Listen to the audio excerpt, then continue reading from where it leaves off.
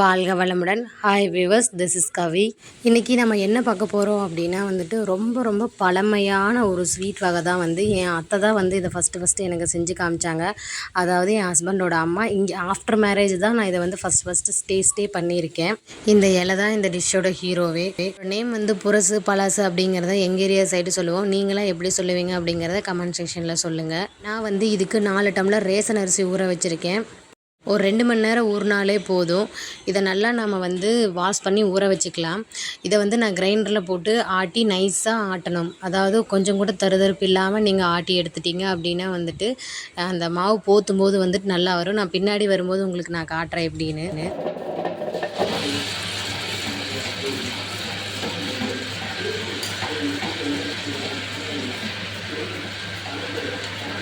Suppose நீங்கள் ஆட்டும்போது தண்ணி அதிகமாக போச்சுன்னா இந்த மாதிரி ஒரு வெள்ளை துணி மாதிரியோ இல்லை காவி துணியோ எடுத்து அதில் போட்டு அந்த தண்ணியை இஞ்ச விடணும். நாங்கள் கொஞ்சம் தண்ணி அதிகமாக போச்சு, அந்த மாதிரி இஞ்ச விட்டுருக்கேன்.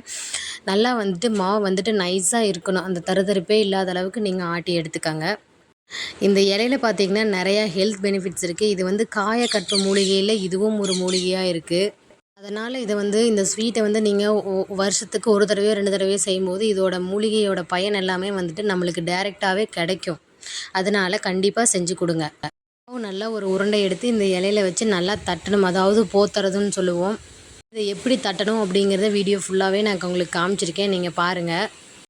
நீங்கள் ஒரே மாதிரி ஈவனாக தட்டணும். ஒரு பக்கம் மொந்தமாகவும் ஒரு பக்கம் லேசாகவும் தட்டினீங்க அப்படின்னா உள்ளே நம்ம வேக வைக்க போகிறோம். வேக வைக்கிறது நல்லா வேகாது.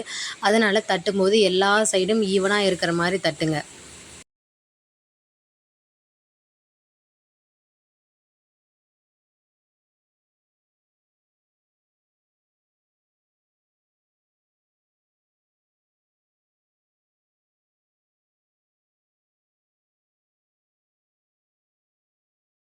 சப்போஸ் இந்த மாதிரி நீங்கள் தட்டினதுக்கப்புறம் ஒரு பக்கம் மந்தமாக இருக்குது, ஒரு பக்கம் லேசாக இருக்குன்னா மாவு எங்கே அதிகமாக இருக்கோ அதெல்லாம் எடுத்து எல்லா பக்கமும் ஈவனாக தட்டிடுங்க.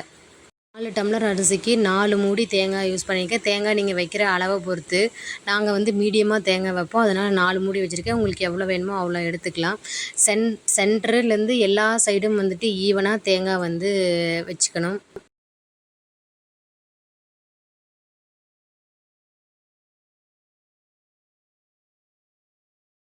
அதாவது கார்னரில் மட்டும் வைக்காதீங்க. ஏன்னா நம்ம இதை க்ளோஸ் பண்ண போகிறோம். கரும்பு சர்க்கரையை உள்ளே வச்சுட்டு இதை க்ளோஸ் பண்ணும்போது அந்த சைடு இப்படி ஒட்டணும். அதனால் நீங்கள் கார்னரில் மட்டும் வைக்காமல் அவாய்ட் பண்ணிக்கோங்க. தேங்காய் வச்சதுக்கப்புறம் இதுக்கு மேலே நாட்டு சர்க்கரையை நாங்கள் யூஸ் பண்ணிக்கிறோம். நீங்கள் ஒயிட் சுகர் யூஸ் பண்ணாதீங்க. முடிஞ்ச அளவுக்கு நாட்டு சர்க்கரையை வச்சு குழந்தைகளுக்கெல்லாம் கொடுக்கும்போது கொடுத்தீங்க அப்படின்னா அவங்க சாப்பிட்டு பழகிக்குவாங்க. இப்போ இது எல்லாமே வச்சாச்சு. இதோட நேம் என்னன்னு பார்த்தீங்கன்னா இலையாடைன்னு சொல்லுவோம். நீங்களாம் எப்படி சொல்லுவீங்க அப்படிங்கிறத எனக்கு சொல்லுங்கள்.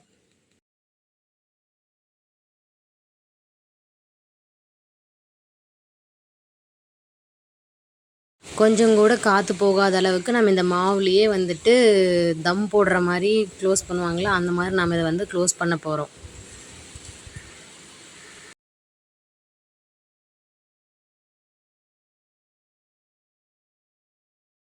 இலை கொஞ்சம் கோணமானையாக இருந்தது அப்படின்னா நீங்கள் அதை 2ஆக மடித்து போடணும். பார்த்தீங்கன்னா இப்போ ஹார்ட் ஷேப்பில் இருந்திருக்கு. இது இலை கோணமானையாக இருந்ததோடது இப்போ எல்லாமே ஆல்மோஸ்ட் எல்லாமே ஓரளவுக்கு நாங்கள் மூடி வச்சாச்சு. இப்போ நம்ம இதை இட்லி சட்டியில் வேக வைக்க போகிறோம். பொறிக்க போகிறது இல்லை. அதனால் இது எல்லா ஏஜ்காரங்களும் சாப்பிட்லாம். 60 வயசுக்கு மேலே இருக்கிறவங்க, குழந்தைகளுக்கு எல்லாருக்குமே கொடுக்கலாம்.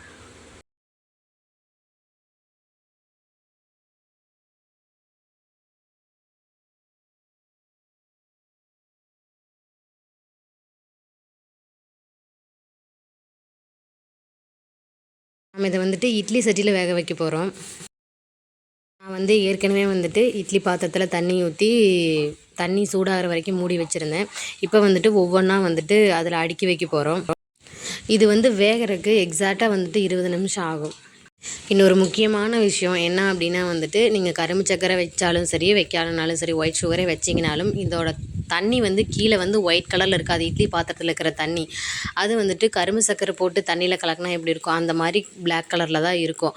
அப்போ நீங்கள் வந்து பயந்துக்காதீங்க. ஏன்னா நான் வந்து இப்படி தான் நினச்சேன், நான் பயந்துக்கிட்டேன். இது என்ன இப்படி ஆகிப்போச்சு அப்படின்னு. வடிஞ்சு வந்துருச்சா? இல்லை, அந்த இலையோட அந்த எசன்ஸ் எல்லாம் இறங்கி அந்த கலர் வந்திருக்கு தண்ணி.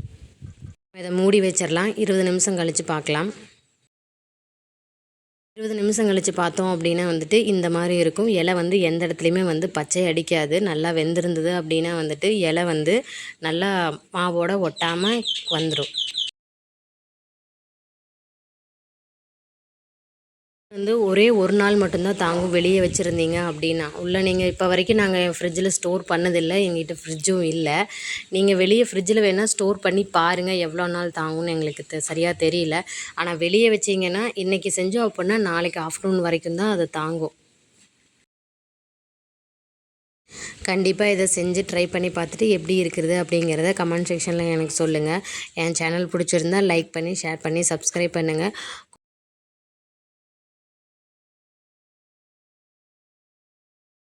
Thank you for watching. Keep supporting.